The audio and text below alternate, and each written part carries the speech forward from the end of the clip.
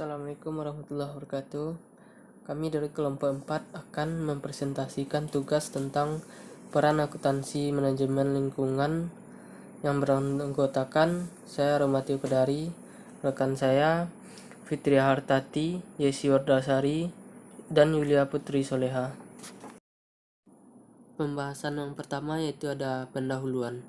Isu tentang akuntansi lingkungan belakangan ini sudah menjadi perbincangan banyak pihak. Karena stakeholder sekarang meminta manajer untuk fokus pada isu lingkungan dan evaluasi kinerja lingkungan.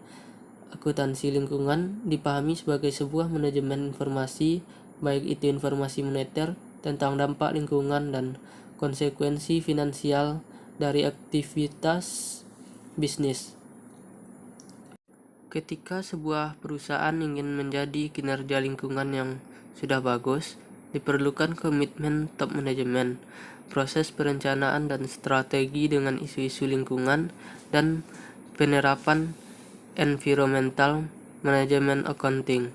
Isu ini masih sedikit diteliti oleh peneliti di Indonesia, sehingga peneliti ini tertarik untuk melakukan penelitian tentang environmental management accounting. Selanjutnya yaitu tujuan penelitian. Tujuan utama penelitian ini adalah untuk menguji secara empiris dampak strategi lingkungan, ketidakpastian lingkungan, komitmen top manajemen perusahaan terhadap kinerja lingkungan, dan peran akuntansi manajemen lingkungan. Tujuan lainnya adalah yang pertama yaitu untuk memberikan pemahaman dampak langsung dan tidak langsung melalui EMA strategi perusahaan terhadap kinerja perusahaan. Yang kedua yaitu untuk memberikan pemahaman dampak langsung dan tidak langsung terkait komitmen top manajemen terhadap kinerja perusahaan. Yang ketiga yaitu dampak langsung terkait ketidakpastian lingkungan terhadap EMA. Selanjutnya, kenapa Indonesia dijadikan sampel dalam penelitian ini? Ada beberapa alasan kenapa Indonesia dijadikan sampel dalam penelitian. Yang pertama, karena pada saat penelitian ini ditulis, Indonesia mengadopsi ISO 14001 dan pengungkapan corporate social responsibility itu sifatnya masih voluntary atau masih bersifat sukarela, sehingga hal ini cukup menarik untuk dilakukan penelitian. Kemudian alasan yang kedua yaitu Indonesia merupakan negara terbesar di Asia Tenggara. Jadi Indonesia menghadapi tantangan bagaimana mereka harus mengkombinasikan antara pertumbuhan ekonomi dan tetap memperhatikan lingkungan. Dapat dilihat bahwa pertumbuhan ekonomi dan proteksi lingkungan seperti bertolak belakang, karena ketika sebuah negara ingin fokus kepada pertumbuhan ekonomi, seringkali mereka akhirnya akan berdampak kepada kerusakan lingkungan karena adanya eksploitasi sumber daya tanpa memperhatikan faktor lingkungan. Kemudian alasan yang ketiga yaitu Indonesia menjadi salah satu negara berkembang dan diyakini pada tahun 2050 itu Indonesia akan menjadi salah satu top ekonomi global.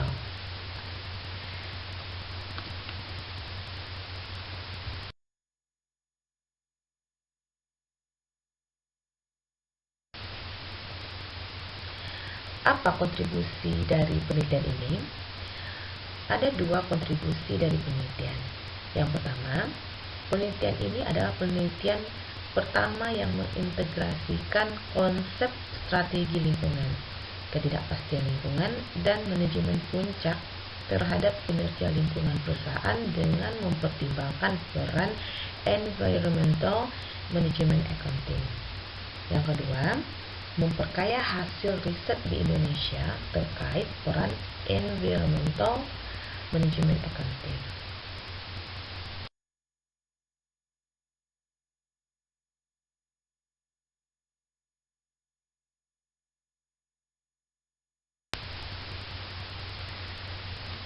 Kemudian kita lihat landasan teori dari artikel ini, dari penelitian ini. Untuk landasan teori, penelitian ini menggunakan Natural Research Based View Theory. Apa itu Natural Research Based View Theory? Jadi Natural Research Based Theory itu adalah sebuah teori yang menyatakan bahwasanya competitive advantage atau keunggulan perusahaan atau keunggulan bersaing sebuah perusahaan itu dapat diperoleh jika mereka mempunyai kemampuan untuk menghasilkan profit yang didukung oleh sumber daya, dan sumber daya ini tidak mudah diduplikasi oleh pesaing. Jadi menurut teori ini, perusahaan itu bisa menghasilkan keunggulan bersaing kalau mereka menggunakan sumber daya, mana penggunaan sumber daya ini mereka tidak mudah diduplikasi atau ditiru oleh kompetitor. Dan dalam kaitannya penelitian ini dengan isu lingkungan, ada 3 strategi atau 3 sumber daya. Yang pertama, pollution prevention atau pencegahan polusi, kemudian penatagunaan produk atau product stewardship, kemudian pembangunan berkelanjutan atau sustainable development.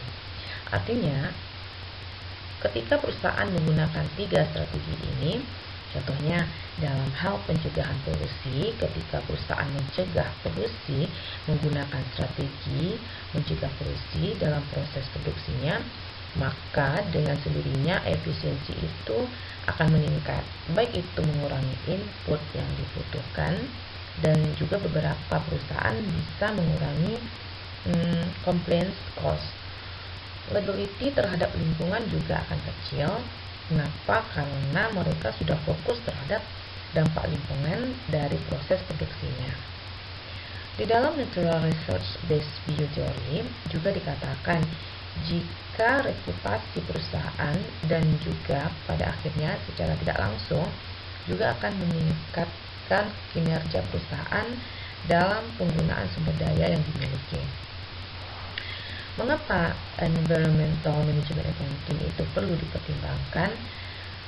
Jadi akuntansi manajemen lingkungan itu diperlukan karena dengan informasi yang dihasilkan dari akuntansi manajemen lingkungan itu dapat digunakan untuk memonitor environmental cost, juga dalam melaporkan environmental performance, juga dalam penggunaan sumber daya. Kemudian komitmen top manajemen, lalu penggunaan strategi lingkungan, juga kesadaran terhadap adanya isu-isu ketidakpastian lingkungan. Jadi 3 faktor ini menjadi antecedents dalam kegunaan environmental.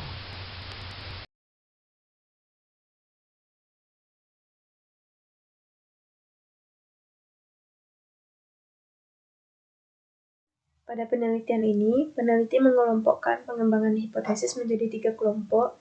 Yang pertama, bagaimana hubungan antara strategi lingkungan terhadap kinerja lingkungan. Yang kedua, bagaimana hubungan antara komitmen top manajemen terhadap kinerja lingkungan. Dan yang ketiga, bagaimana hubungan ketidakpastian lingkungan dan penggunaan environmental management accounting. Hipotesis 1 menyatakan bahwasannya strategi lingkungan berpengaruh positif terhadap kinerja lingkungan. Hipotesis kedua menyatakan bahwasannya strategi lingkungan berpengaruh positif secara tidak langsung pada kinerja lingkungan perusahaan melalui environmental management accounting. Dan hipotesis ketiga menyatakan bahwasannya komitmen top manajemen berpengaruh positif terhadap kinerja lingkungan. Hipotesis keempat menyatakan komitmen top manajemen secara tidak langsung berpengaruh positif terhadap kinerja lingkungan melalui environmental management accounting. Dan hipotesis kelima menyatakan ketidakpastian lingkungan berpengaruh positif pada penggunaan environmental management accounting. Berikut kerangka penelitian dari penelitian ini, di mana dalam penelitian ini terdapat 5 jenis variabel, yaitu variabel independen yang terdiri atas strategi lingkungan, ketidakpastian lingkungan, dan top management komitmen. Di mana ketiga variabel independen ini dihubungkan dengan variabel mediasi, yaitunya environmental management accounting, dan yang menjadi variabel dependen dalam penelitian ini yaitunya kinerja lingkungan dari perusahaan. Selanjutnya, metode penelitian. Dalam penelitian ini menggunakan sampel yaitunya General Manager, Operational Manager, Financial Manager, yang merupakan top manajemen yang bekerja pada perusahaan yang sudah terdaftar di Bursa Efek Indonesia dan sudah memiliki sertifikasi ISO 14001. Di mana dalam pengumpulan datanya, penelitian ini menggunakan online survei yang dikirim ke email dan diperoleh 107 kuesioner yang valid. Dalam melakukan analisis data, penelitian ini menggunakan metode PLZPM, yang mana hasil penelitiannya menunjukkan bahwasanya semua hipotesis yang terdiri atas 5 hipotesis yang diajukan terdukung oleh hasil penelitian ini. Di mana dalam penelitian ini, peneliti juga menggunakan analisis tambahan yang digunakan untuk meyakinkan peneliti bahwa hasil penelitian jika diganti variabelnya tetapi hasilnya tetap sama. Selanjutnya akan disampaikan oleh rekan saya yaitu Putri. Baiklah, langsung saja kita masuk ke pembahasan. Yang pertama yaitu pengaruh strategi lingkungan terhadap kinerja lingkungan baik secara langsung maupun tidak langsung melalui environmental management accounting. Di mana hasil penelitian tersebut mendukung teori natural based view yang menyatakan strategi lingkungan meningkatkan kinerja lingkungan. Yang kedua yaitu pengaruh komitmen top manajemen terhadap kinerja lingkungan baik secara langsung maupun tidak langsung melalui environmental management accounting, di mana hasilnya pun sama dengan penelitian sebelumnya yang menyatakan bahwasanya salah satu faktor yang dapat meningkatkan kinerja lingkungan adalah komitmen manajemen terkait isu lingkungan. Ketika manajemen paham bahwasanya perusahaan bisa mendapatkan benefit dengan melakukan inisiatif lingkungan, maka perusahaan akan komitmen terhadap isu-isu lingkungan tersebut, dan manajemen accounting itu dapat menjadikan media untuk menyediakan informasi-informasi terkait dengan lingkungan yang dibutuhkan untuk meningkatkan kinerja lingkungan perusahaan. Yang ketiga ada dampak ketidakpastian lingkungan terhadap penggunaan environmental management accounting, di mana hasilnya pun yaitu ketidakpastian lingkungan yang dihadapi perusahaan menyebabkan kebutuhan informasi menjadi sangat tinggi, sehingga penggunaan EMA dapat membantu keputusan manajer dalam mengambil keputusan dalam ketidakpastian lingkungan. Lanjut, yaitu implikasi penelitian. Yang pertama yaitu penelitian ini memberikan bukti dan pemahaman bahwasanya perusahaan yang sudah memiliki sertifikasi ISO 14001 harus meningkatkan kinerja lingkungan, komitmen top manajemen, dan penggunaan EMA. Yang kedua, bagi top manajemen perlu meningkatkan kapabilitas dalam mengatur EMA, sehingga bisa menggunakan informasi yang dihasilkan environmental management accounting dalam meningkatkan kinerja lingkungan perusahaan. Lanjut ke keterbatasan penelitian. Yang pertama yaitu penggunaan sampel yang cukup kecil dan konteks Indonesia. Yang kedua hanya menganalisis environmental management accounting, belum environmental management control system. Yang ketiga hanya berbatas pada perusahaan yang sudah sertifikasi ISO 14001. Yang terakhir yaitu hanya berfokus pada lingkungan, tidak mempertimbangkan kinerja, ekonomi, ataupun keuangan. Adapun saran yaitu yang pertama yaitu menguji environmental management control system. Kemudian yang mempertimbangkan faktor konseptual lainnya. Lanjut sampel yang lebih besar dan negara lainnya. Yang terakhir yaitu juga melakukan pengujian kausalitas relationship. Sekian pembahasan dari saya. Saya kembalikan kepada moderator.